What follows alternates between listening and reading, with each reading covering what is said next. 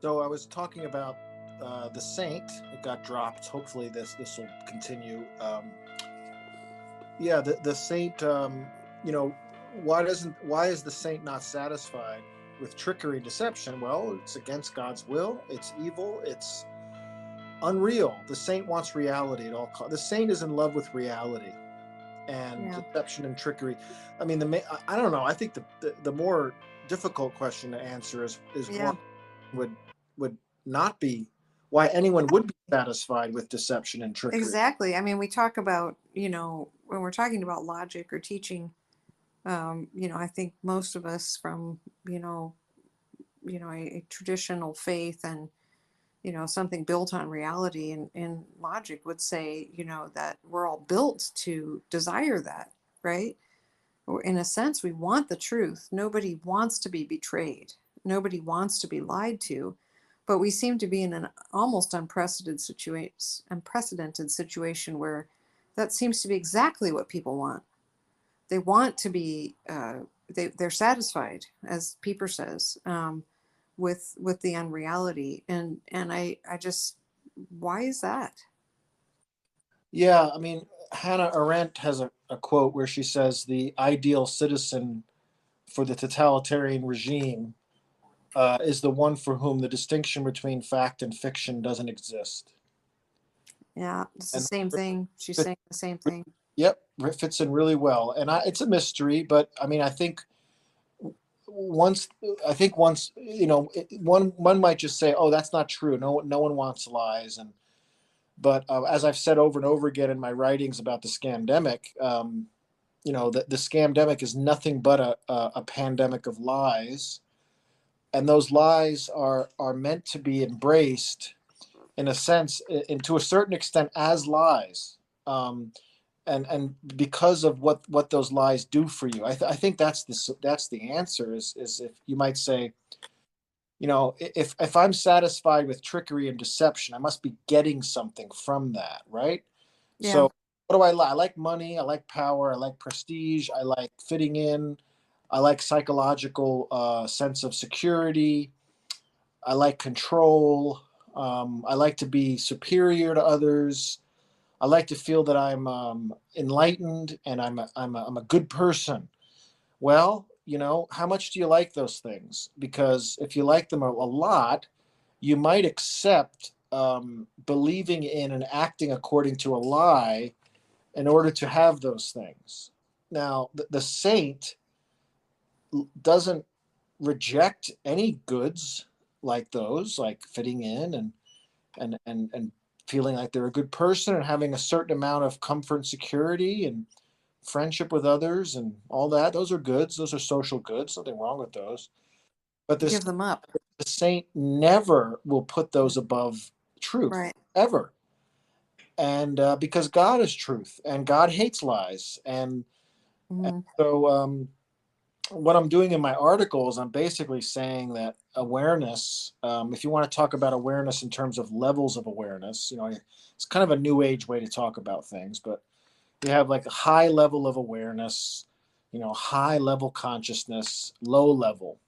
Hmm. Um, and you could think of animals like, clams are pretty low level awareness, and Hmm. frogs are more, and then cats and dogs are even more, and then maybe dolphins and monkeys are really high, and then now, why is it? Because they have they have another they have more um, encounter. They have the deeper and richer, diverse encounter with something other than themselves. Yeah, and actually, Joseph Pieper, I can't remember where this is, but it's an article he wrote on signs. It was when I was looking into semiotics for a while, and I encountered a Joseph Pieper. It was like a little booklet or an article on the.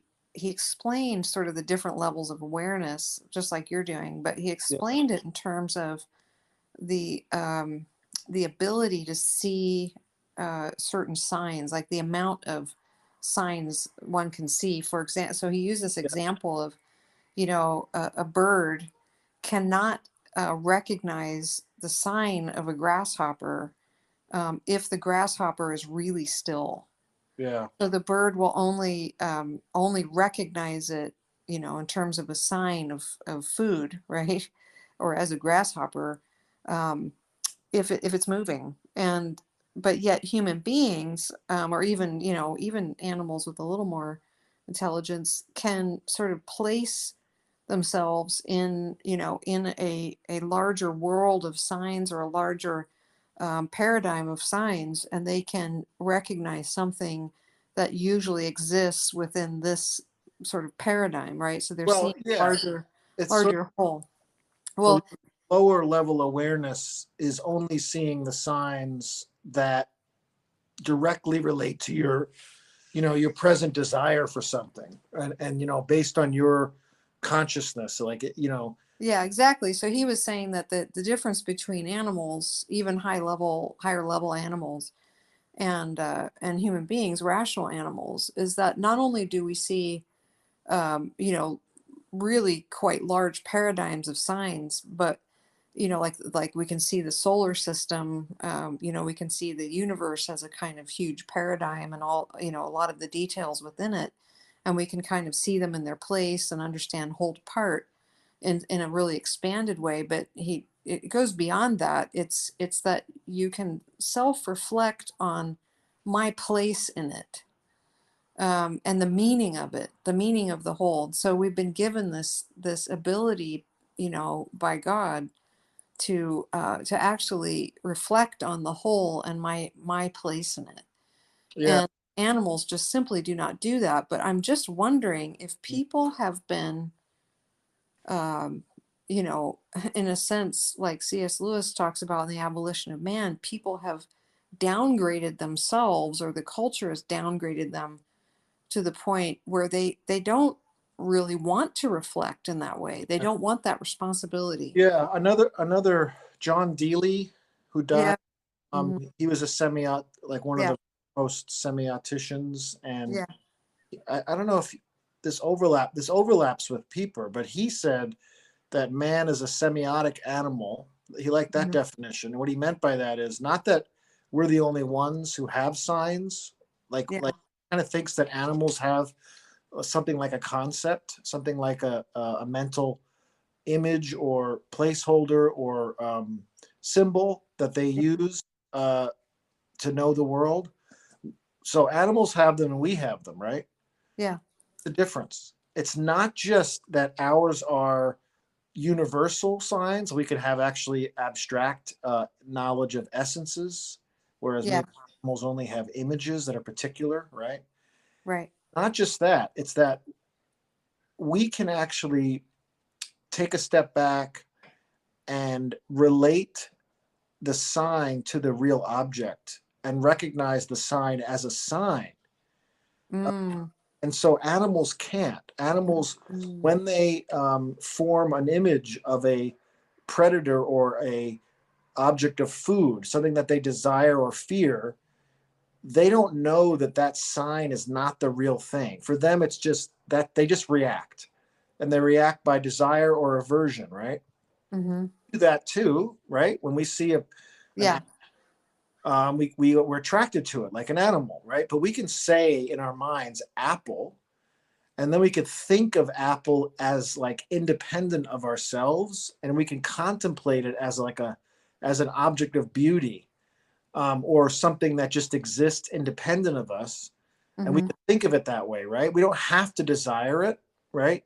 Animals can't do that. So I think what you're saying is we've gotten to the low level of awareness where we're just reacting like animals to signs. Well, yeah, and you think it pull together the mass formation thesis, and then also the Mark Crispin Miller's work on propaganda. I mean, I was looking at all of your sort of your list of how the kind of low level awareness person thinks that there's this, Fauci is great,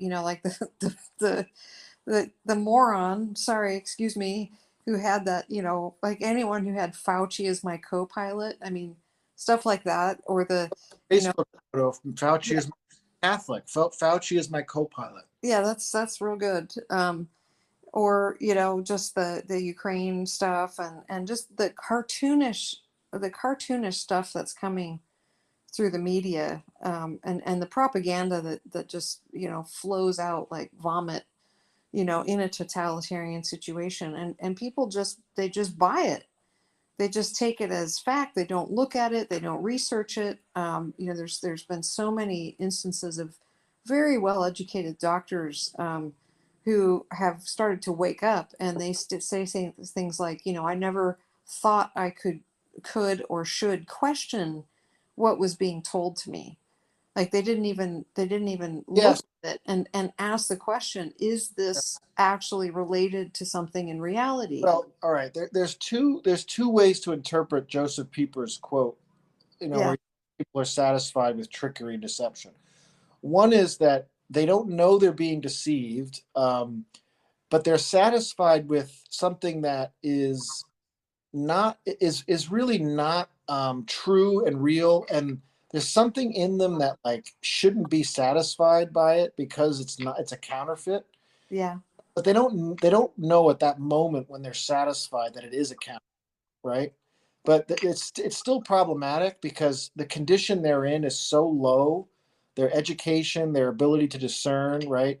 That they really are fooled and they're satisfied by deception, right? It's like somebody who, I don't know, goes to a magic show and like just like loves the illusions and almost like start to not even realize it's an illusion, or someone who goes to the movies and gets too lost in it and they just love the movie so much that Yeah, they it's like those people we used to know that you should dress up like elves, because they.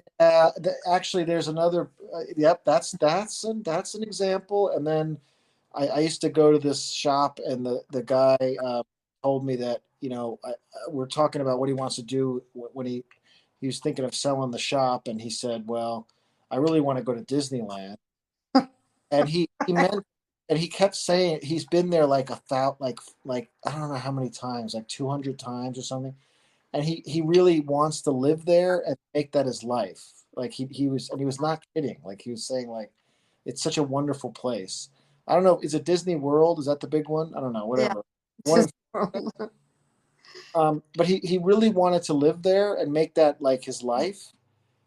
Oh, Now, okay, you think like, okay, that's you just have pity, so maybe you need a really low level of awareness where you have these people who really they are kind of choosing, or something in them emotionally just wants and needs to believe in the fairy tale more than reality. all Reality right, yeah, is right. So, scary. Reality is too threatening. but what Reality about is too boring, or whatever it is. what about somebody who is satisfied with the deception and trickery, knowing it's deception and trickery? Well, doesn't your friend going to No, Disney? no, I don't think he really does. I think he's not sure what reality is. He thinks maybe Disney could be reality. Maybe it's possible. I don't know. Whatever. Maybe he's on the line. But I'm talking about somebody who is satisfied by the deception, either deceiving others or being deceived, because of what it gets them. It's like somebody like, look, this perfect example is, the pharmaceutical company that Robert Kennedy Jr. talks about, when they saw that autism was being caused by certain vaccines. This was like, I don't know, Mm-hmm. 20 years ago, whatever. I forgot what it was. Mm-hmm. And they basically said, we are going to promote a lie that these are safe, and we're not going to you know stop these vaccines, and we're going to cover it up because we have to make sure that vaccines are seen as safe and the pharmaceutical company retains its good reputation. So that's different. That's a whole nother level now. Yeah, so they're satisfied, with it because they are afraid to lose something. Yeah. So they're putting themselves above, everybody else. That's kind of psychopathic. Yeah, but I mean, I think non-psychopaths did that. Yeah. I mean, they're So not, I mean, they're I you could acquire, psychopathy, right? You could decide, I'm going to behave like that. mean, I've And talked to people about who are still wearing masks. Like I just confront them sometimes in supermarkets, and yeah. sometimes I'll get a response. I'll tell them, you know, they don't work, right? And you know, there's like, you don't, there's no, you're not going to get sick. And like, well, I know, but I just want, it just comforts me. It's just this kind of security. It's sort of like, Yeah, it's a talisman. So it's a yeah, kind of sign, a superstitious sign that they know somehow doesn't really fit with reality, but somewhere in there emotionally, it's like they've separated their emotional life from their rational well, life. they want it to be a certain way, Yeah, and like it is, and they don't care that it's not, yeah. because freedom to do it. And then if other people are doing it, it's even better. I think this is the kind of thing that people Well, are. that's like an addiction, right? I mean, that's how addictive people think. When they're into drugs, they know somewhere in there, and they Yeah. good for them, but they just don't care. Well, anyway, I mean, the point here is it's really like high level awareness is indicated by the right set of priorities, um, and having this hierarchy where the truth, reality is the most important thing. Knowing reality and all its facets, no matter what. And the low level awareness is indicated by not caring really anything about what's real, and caring more about, you What know, feels good, maybe. power, Yeah, getting what I want. And so you could see how it's directly related to religion, to the true understanding of religion. If you're connected to God, and this is interesting. So, like, you know, I during the last 2.5 years, I met people who, according to their theology, metaphysics, and morality, if I asked them what they thought good and evil and right and wrong in certain areas, I asked them to tell me what God was and all this and what the cosmos was and why we're here, they would give me a narrative and a set of doctrines and beliefs that were indicative of, in my opinion, as a Catholic and a philosopher and an Aristotelian, very low level awareness, right? hmm, But in their actions and in their actual priorities, they were lovers of reality. yeah, Okay, and they saw through the scandemic and they fought against it. And yeah, then people with, the highest level of awareness in terms of their education theology, who wrote articles that said that you're in good conscience, you can get the vaccine. I mean, and in every other way, they would seem to be the highest awareness. And so the level of awareness is not necessarily a function of your explicit beliefs and religious beliefs and philosophical beliefs, and it's not. It should be. I mean, it's related to that, but it's something deeper. It's whether or not in practice you act like a creature. I mean, what's ironic is these people didn't believe they were creatures. Some of them were pantheists or atheists, right? But they acted like creatures in the sense that they did not want anything but reality, um, organizing their life. Not every aspect of reality. I guess there were some areas where they didn't like reality, but in very important areas, they really got it. So yeah. that, I mean, these were people I found open to discussion. Like, yeah, it was a real mystery. Like they were open to the other yeah, in some way, and I feel like being open to the other is scary in some ways. It takes a certain kind of courage, like you maybe call metaphysical courage, where you decide, I'm going to have a certain amount of openness to others, to the other, something that I've never encountered before. They're a little bit more like free thinkers, free spirits. they make Um, demand. It makes a demand on you. yeah, it does, and they're not so ensconced in their own, you know, sort of rational understanding of things around them that they haven't settled, right? There's another kind of satisfaction you can have a satisfaction with your belief system as it stands, and I do feel that God is so much more dynamic, and I feel like he's always, in a sense, transcending or busting our categories. Like, you know, Yes, gotta be careful there, because what about Catholic dogma? yeah, I think Catholic dogma, there are definitely places where it's almost like you could call them in a way a concomitant of self-evident truths, like they're just there and they don't change. But I do think that God asks us to be, open to the working in our lives, the Yeah, kind of no, working that I mean, he wants us to have. Like Catholic dogma. that idea that, God and reality and the world and God's will for you is coming down the road, and Yeah, you must meet it. And so whatever God is placing in your life, yeah, or whatever person he's placing in front of you, it's his will for you right now. But that requires this kind of radical abandonment, yeah, radical detachment, because it could be something that you want and it could be something that you don't want. And yeah, I feel like even the people who were most closed off and had actually a very low level of awareness of what was happening were people who tended to, like to have their little space very neat and tidy, and they wanted control over it. And yeah, they might believe all the right doctrines, but they are actually, I believe those. It's my thing. I've got my little place here, and don't mess with it. But then there's other people who are constantly trying to understand, more about life and understand. They're seekers. In other words, they're true seekers, and they don't think they have, an absolute, understanding. They're open. yeah. So that to me was the difference. It was like these people that we met, all along through the pandemic, were always people who were open to a conversation, a dialectic. Don't ever say the pandemic. Oh, sorry. They were just open to a dialectic, most of them, you know.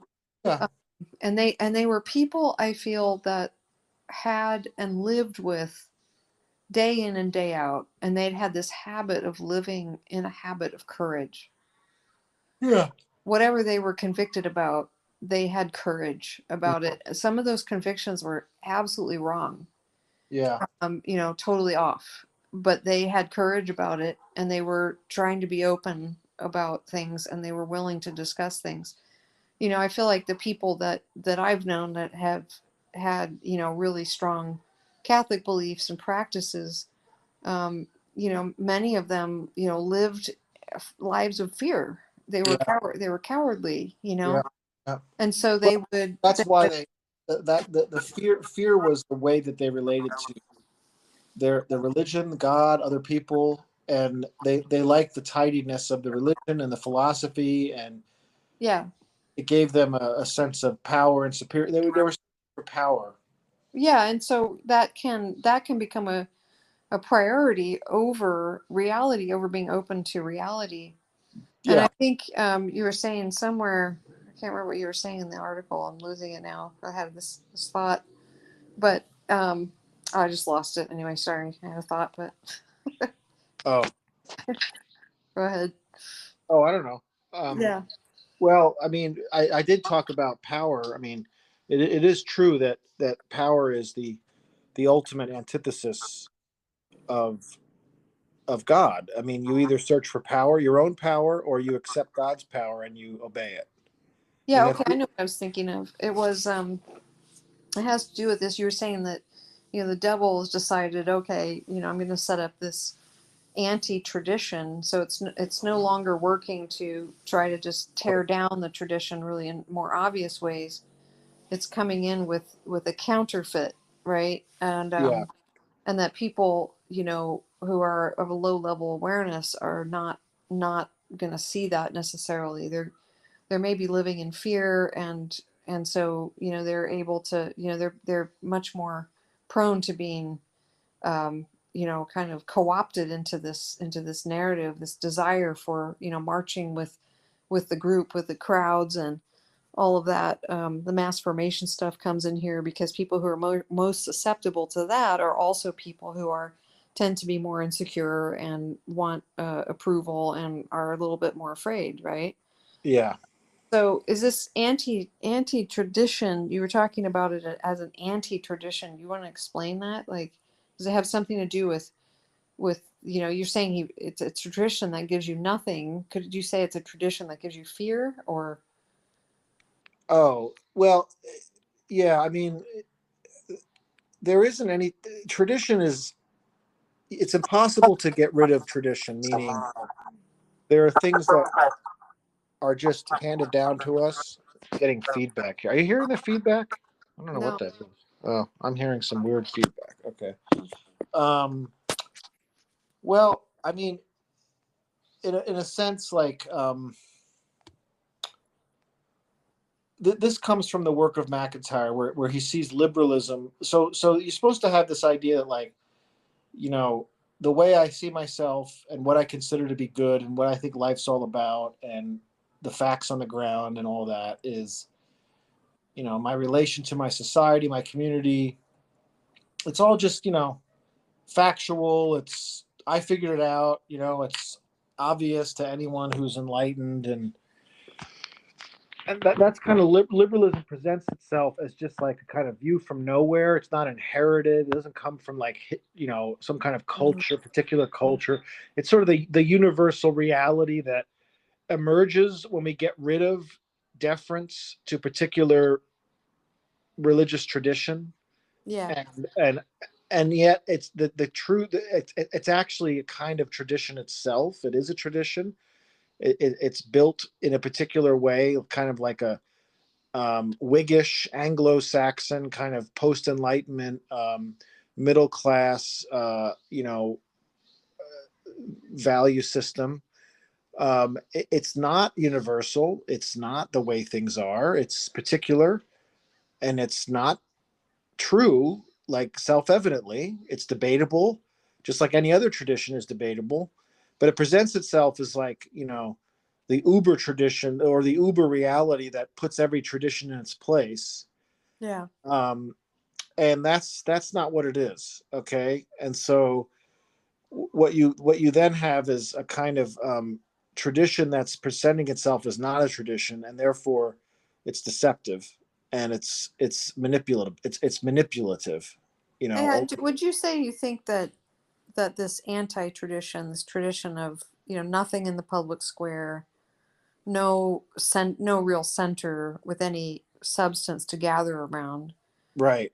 created the conditions slowly over time as pluralism grew like a mushroom cloud, and traditional religious communities kind of devolved in a sense, Yeah. Yeah. or went away. That was kind of we're seeing the end game here, and in the sense that it's created a lot of atomized people with no place to gather, no place to come together, no common sort of sense of morality and reality and understanding.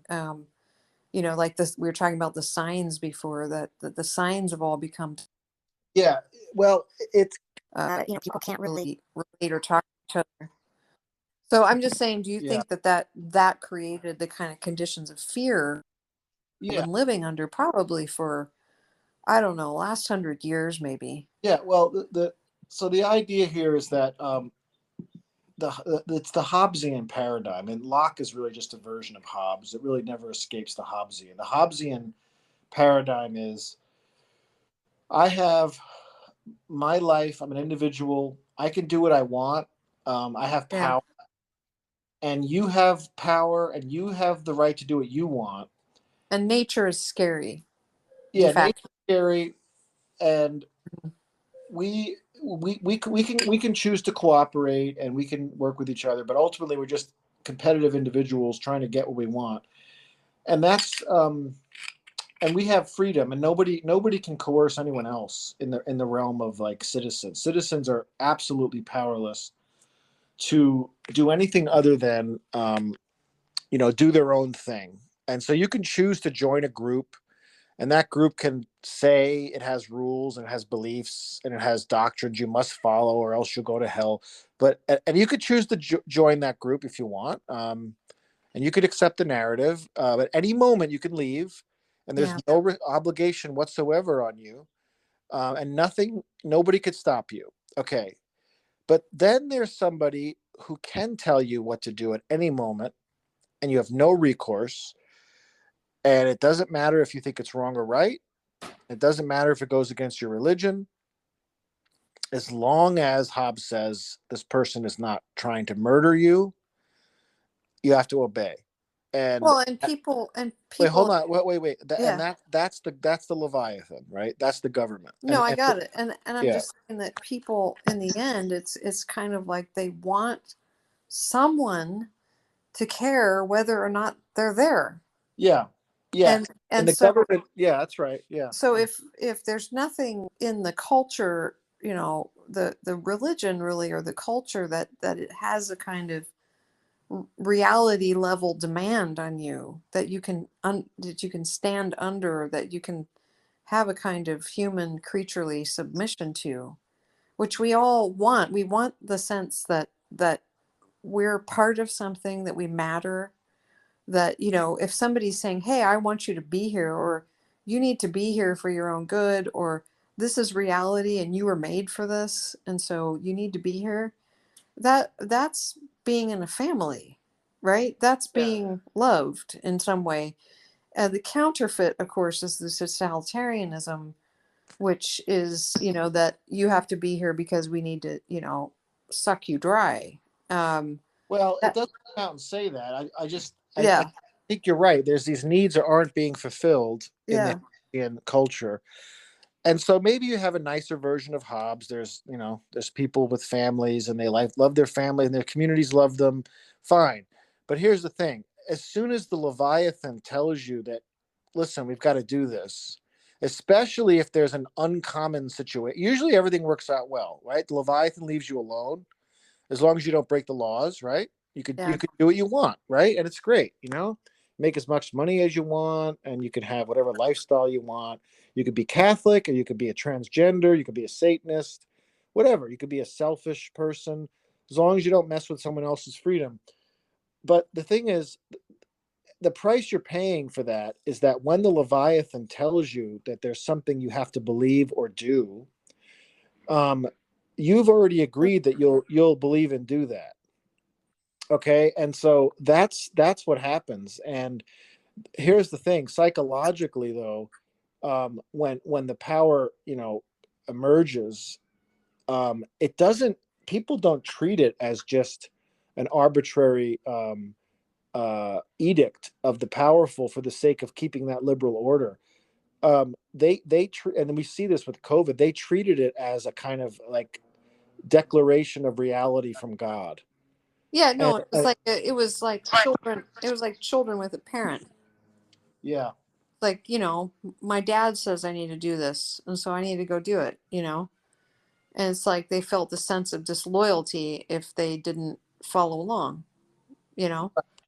yeah, and I don't know. It's like the libertarians say, well, this was bad. It shouldn't have been mandates, and Leviathan got too powerful. But the point is, if you have this vacuum, okay, and you're really saying that there's no check on the state. This gets into some deep political philosophy things, but the kind of like the buck stops at the state. Whoever is considered to be a not a private citizen, like somehow they're. I mean, private citizens, of course, are the ones who are in the Leviathan, right? But as long as they're officially a member of the Leviathan, the state, they're set apart, and their opinions and their declarations and their commands are no longer private. They are the official truth, good, and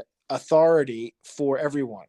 Okay. And that's the price you pay. And there's no recourse outside the Leviathan. The Leviathan does not have to be based on what's real, what's good, God.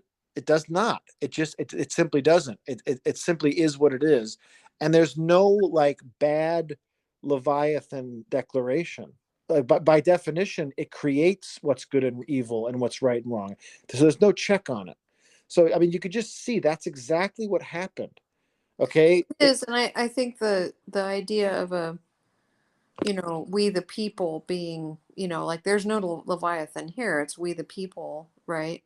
But if the people themselves are in such a state, like a low level of awareness, as you're talking about, that they're in such a state that they are so easily manipulated and so satisfied, as Pieper says, with deception, then they are their own Leviathan. You know That's what I but, mean? but Like, that the problem though is that we the people is not the authority.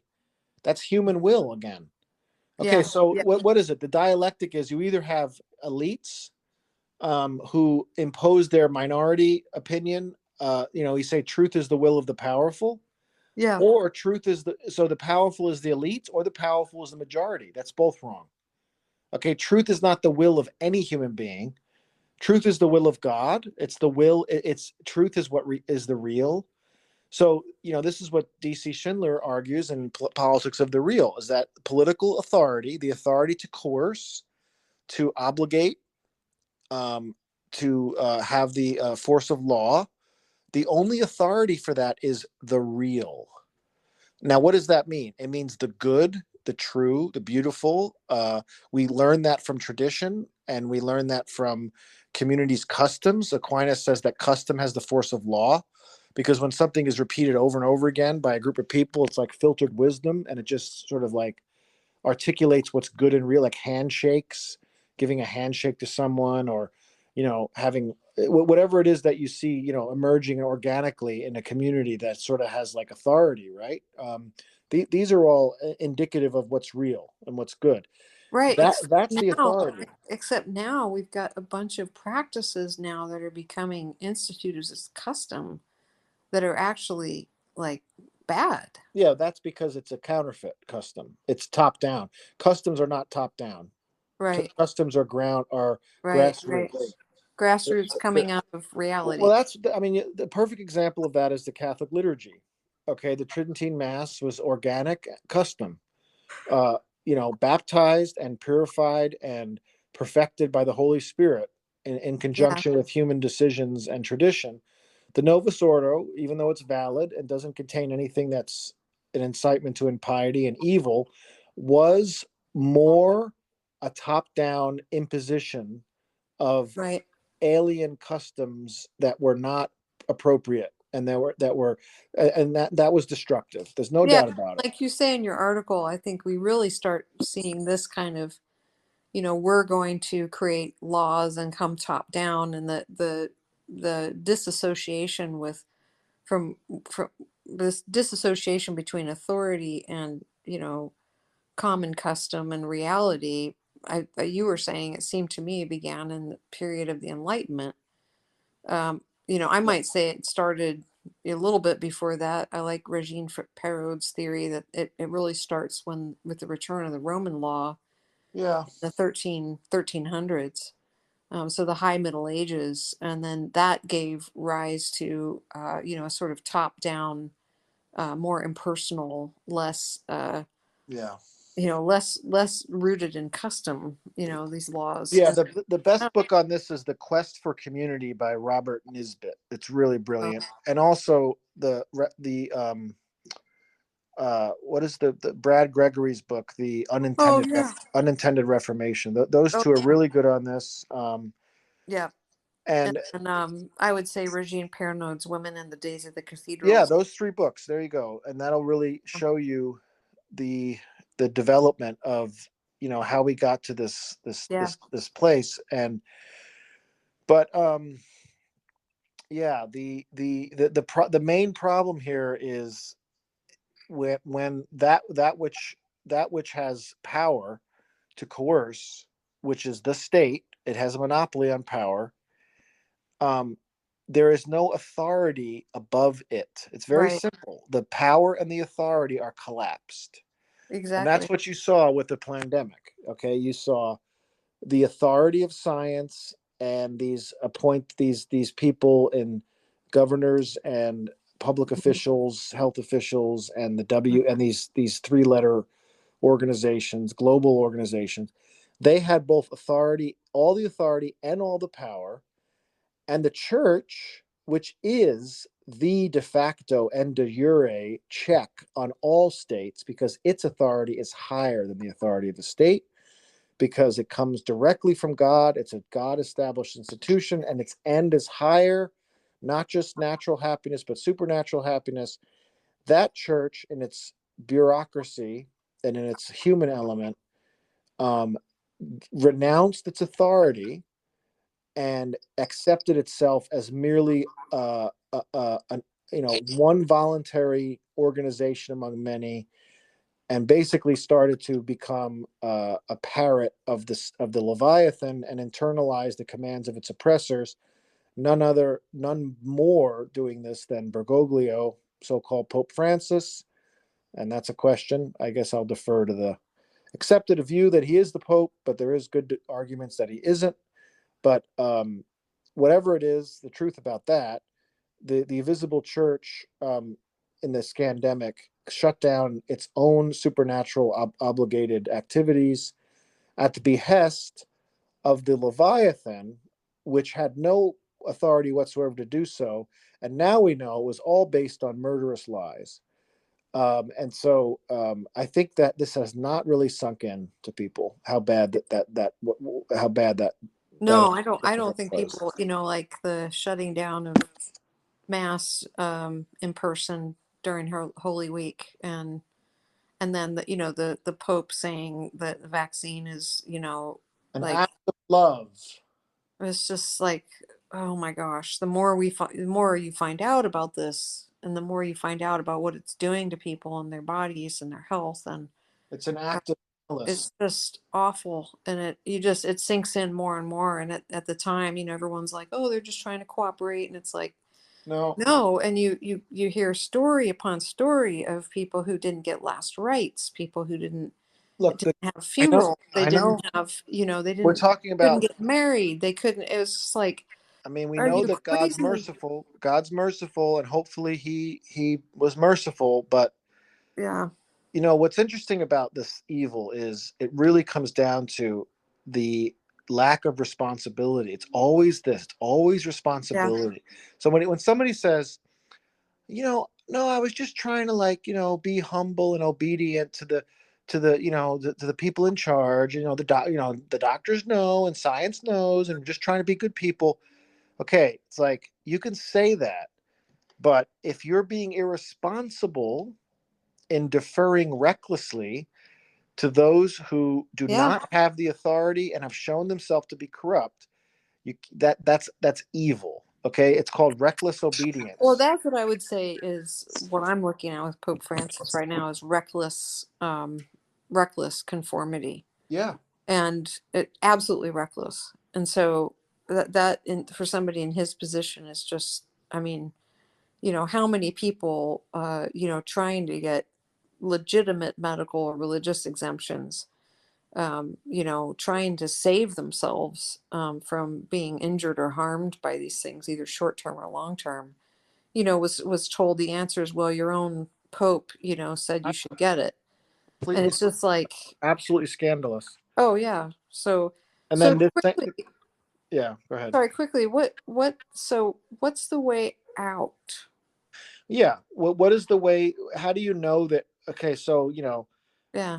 you think you're aware, but you don't know. Maybe you're not. Maybe your awareness is not as high as it should. So how do you make sure that you're always, you're always having the highest level of awareness you can? If we go back to the paradigm of a low and high level awareness, you know, I mean, I don't know. There's no formula for this. I mean, it comes back to knowing and loving God, knowing and loving reality, and it comes back to being responsible. So, I mean, and it comes. I think it comes back to the Socratic. The Socratic genius is to always think to yourself, always be reflecting on what I know and what I don't know, Yeah. and whether I know and how I know, um, and that doesn't mean you have to be perpetually skeptical. It doesn't mean that you can sort of have a justified conviction. Plato speaks of opinion and right opinion and knowledge. Okay. And a right opinion is when your conviction is true. Opinion is just a very low level of awareness. All you do is you just have a conviction, and it may or may not be true, Mm-hmm. and you don't care even. It's just opinion. Right opinion is good. Uh, in a way, the church gives us right opinions, right? It Right. doesn't tell us. It doesn't justify doctrine, dogma. It gives accounts of it. It gives persuasive arguments for why it makes sense, but ultimately, it's not a matter of proof, okay? Because the truths that the church teaches us are above proof. So, in a way, the church declares right opinion, and she has the authority to do so. And then there's knowledge. Knowledge is justified right opinion. Okay, so you have a reason for thinking what you think, and it's true. It happens to be true, and it's true, and there isn't any other way for it to be than the way it is if it's a really good argument. And so you have to constantly think that. I mean, and a good example is a certain professor wrote an article saying that it's justified, you're morally okay if you get the injection, and he was basing most of his argument about the connection with aborted fetal cells. Well, it turns out that it's not morally okay to inject yourself with something that very well may hurt you. Okay, we Or at know. the least, all it has to be is that is not adequately tested. It's a new Yeah, novel right. technology. It's not a vaccine. It's a gene therapy, never been used before. Some of it's being, the current booster vaccine, Omicron or whatever variant it Six is mice. being rolled out on the evidence of testing of 8 mice. Oh, That's eight. it. I thought it was six. Oh, that's bad. At least eight. Eight's better. That's Oh pretty yeah, good. eight's good. Great, we're good now. But it's Yeah. like, I mean, this guy is he looking into all of this? Well, that's my point. I Is know. like my point is, you know, you, I can imagine somebody who is not educated and not well equipped to do research, who has no idea that the Yeah, pharmaceutical companies are corrupt, and he thinks to himself, "Look, I got to protect my family. I'm being asked to do this," and he does it. Okay, yes, he acted in good conscience. Fine, right? Okay, I think there are people like that, right? yeah, But the point is, if you're a public intellectual and you have really high level philosophy, theology, and cultural understanding, okay, and you don't look into yeah. the debate on this because you're so offended at, you're so disgusted at like Alex Jones and Or they're just, you know what? They're trying whatever. to I see. mean, you have this prejudice about conspiracy No, no, or theory, they're just or they're just lazy. They're just or lazy. they're just lazy, or I think or there's a lot of that. well, how about what's even worse is if they were to look carefully and closely, they might find out the truth, and then they'd be obliged to say it, and then they'd be shunned by a lot of their constituency and their peers. And so, well, whatever, they just put out a kind Yeah, of article that just sort of like hedges his bets and says, well, I'm not for the mandates and against the mandates, but you can and good, vaccines are really the church says you should get a vaccine if that's important, and if there's well, no good reason not to get it. it's like a doctor who, I mean, I've had doctors where you go in and they just you tell them what's going on, they look it up on the computer and then like diagnose you from the computer, and it's like, maybe if I had the program you had, I could have done that. I know, and And it's like, you yeah, know what, you're not looking into it, you're not practicing medicine. no, no, And a teacher and a public intellectual who doesn't have actual knowledge. If you're talking about opinion justified, just knowledge being justified opinion, they're not doing the work. And so that just makes me so hot under the collar, well, that, it's again, it's people do this. irresponsible, Yeah, it's and that reckless. and that and get back to awareness. Yeah. I don't like being responsible. It's scary. Okay, but Mm-hmm. maybe I've been gifted, and maybe you've been gifted.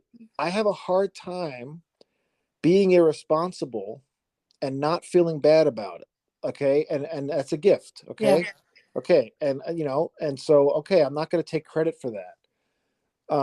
And maybe some people don't have that. I don't know, but I'm just saying it's certainly the case that awareness has to do with responsibility. You feel responsible, you do what it takes to be responsible, and again, that comes back to the spiritual, because God made you, and he's saying you. This is what Socrates taught. He said, you are responsible for the state of your soul, just like you are with your body. You have to eat well and exercise, right? Well, you are much more responsible for the soul, which lives forever. So you cannot rent out that responsibility. You can't. What's the word? You can't Like hire it out to someone else. yeah. You can't defer to other people on things that you need to be responsible for. And not everybody has the same level of responsibility. But if you're a Catholic and Yeah. you're a philosopher and you dare to write on this question, you better you better watch Vernon Coleman. You better watch Mike Yeadon. You better watch the High Wire. Okay. And you can't just say, well, those are Trump thing. Those are low level. I'll just stick with, my little circle. It's like, okay, no. Okay. And you're going to have to answer for that. Well, you have to look at the science too. You have to look at the studies. You have to look at, Well, the actual I studies. wouldn't just Yeah. say just go listen to the high wire No, I'm talking or about, yeah, I whatever. agree. I agree. Yeah. I'm just saying, you need to go and find out, and No, you're what I equipped mean to by do the high so. wire is the fact that they interview scientists, doctors who are Yeah, very, very, like John Ioannidis and Peter McCullough. Are you kidding me? I I know, and mean, they put all the studies online, I know. so they So don't. Yeah, they yeah, don't hold their sources. They give them out. The other thing, what was I going to say? Um, oh, I was talking about Socrates, that he says in the Gorgias, even, also alongside, being responsible for your soul. And actually, I can't remember which dialogue ends with the myth of Ur. Isn't that the Gorgias? public. Oh, that's the Republic. Yeah. But in No, the Gorgias, Orchid Afterlife one too. yeah, he does. And so in the Gorgias, one of the things he's really upset about in terms of rhetoric, and and any kind of persuasion, or somebody writing an argument, but they're also trying to persuade people, like this piece you're talking about. He says you have to be responsible for what people do after they listen to you. Yeah, Yes, you are responsible for that. Gorgias wants to say he's not responsible. He's just, whatever. I'm just giving them I'm teaching rhetoric. I'm giving them these skills, or I'm doing rhetoric. And it's like, you are responsible for what people do with what you say. And so, in some ways should make all of us kind of think twice about speaking, which I think is echoed in the Bible. It says you will be held accountable for every word. yeah, And if you are not aware enough, if you are not of a disposition to actually find out the truth, to listen to Archbishop Athanasius Schneider on his argument about the abortion connection to the vaccines, or go and find out about all of the million injuries of this vaccine. Million. well, I think there's been millions of deaths actually. I mean, there's I mean, Steve Hirsch, is that his name? I think Steve Hirsch. He says it's probably 50 million in the world who've been killed by this thing. Well, that's a huge number. I didn't. Yeah, Well, that's you because can look at he's the. done surveys, and he's Yeah. extrapolating from the surveys he's done, all the people who know someone who's died. Okay, and I mean, anyway, whatever the actual number is, they're covering it up, so we'll probably never know because they're covering it up. They're lying about it. Um, but anyway, I mean, But all you have to do is, you look at VAERS, and then multiply it by at the least 10, yeah, because they Harvard studies show that no, it's you know definitely a million you don't adverse. it's more than 1 million adverse reactions in the world, much more than Oh, that. oh, yeah. No, I think no, I was saying in the United States. Yeah, just in the U.S., I know, and Yeah. So all, you just at the least you have to look at that system and say, yeah, I do what know. I say in good conscience. You can get this if you have, they're saying something like the myocarditis and heart problems, something for young people, something like 1 in 800 could I develop seems to be developing a serious I problem, which could thought I affect the rest of their lives. yeah, I at least that I thought it was even No, I more. mean 1 in 800 is just so bad. I mean, Yeah, it is. I It's think they would insane. they before they would have pulled something with one in like 100,000 or Yeah.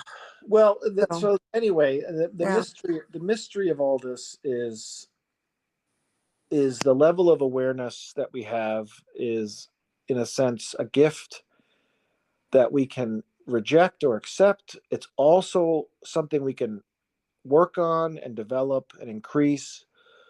It's our responsibility.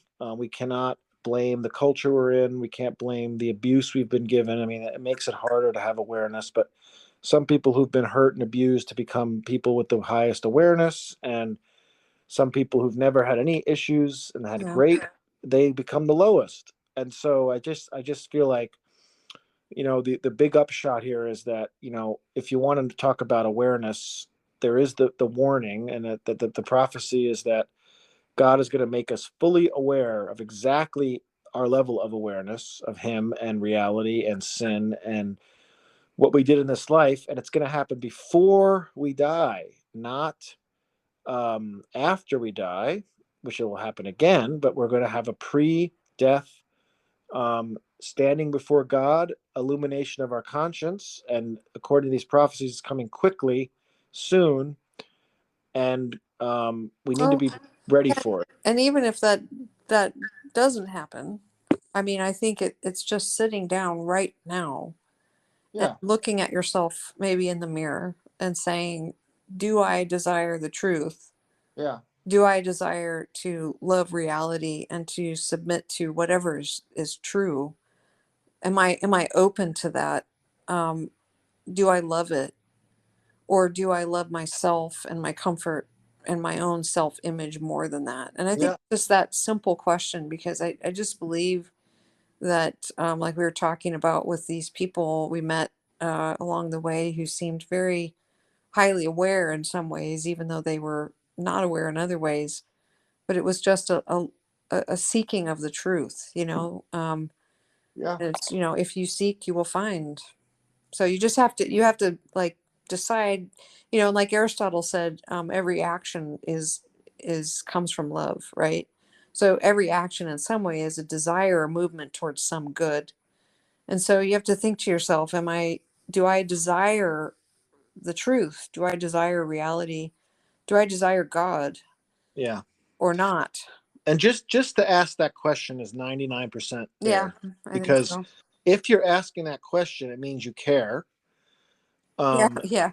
but if you don't ask the question and you never think you should, or you're not attracted to it, it's a mystery at that point, because it's like you can't lift yourself up by your bootstraps. No, So some people are just really, really afraid, and they've gotten yeah, into a pattern of fear, and they've the only way they can control it, and anxiety and fear. This is a very anxiety and fear producing culture and time that we're in.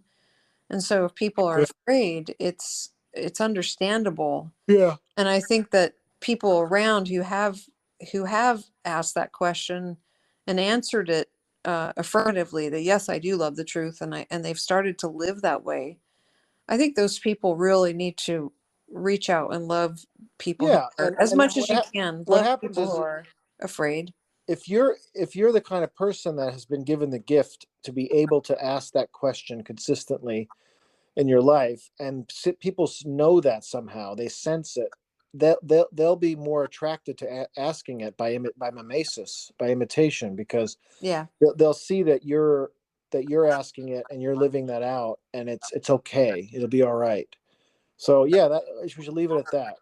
All If right. if if you have a higher level, if you're gifted with a higher level of awareness, share that level by being available to people so that they uh, somehow by osmosis, maybe, And uh, love. and well, yeah, I mean, just by your presence, Yeah. their level of awareness will increase.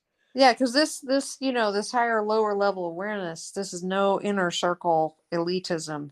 No, I no, mean, it's because as soon as you become actually, I think, I mean, I'm not saying I'm totally aware, but as soon as you become more aware and you're focused on the truth, you realize very quickly that this is about inviting everybody, yeah, and that yes. this is reality, so you don't have a monopoly on it. Well, And the person with the perfect level of awareness was Jesus, yeah. because he was God. He gifted that awareness to his mother, um, and then he communicated that awareness in the church.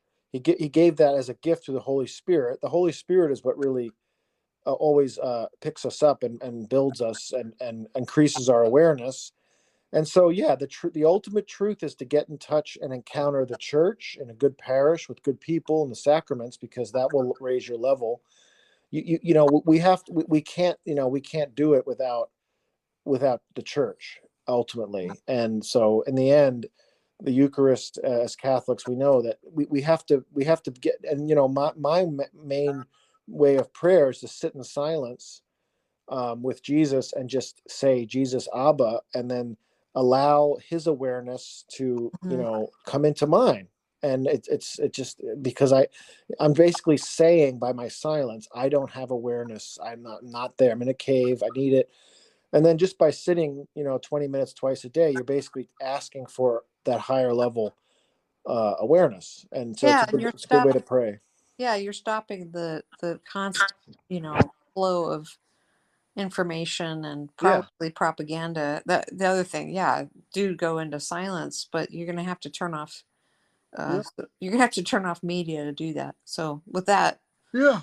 Well, let's turn off turn the this media. off. All right. Thank you, Renee. God bless. Take care. And Okay. we'll see you guys next time. This is Scandebic Resistance. I'm Thaddeus Kaczynski.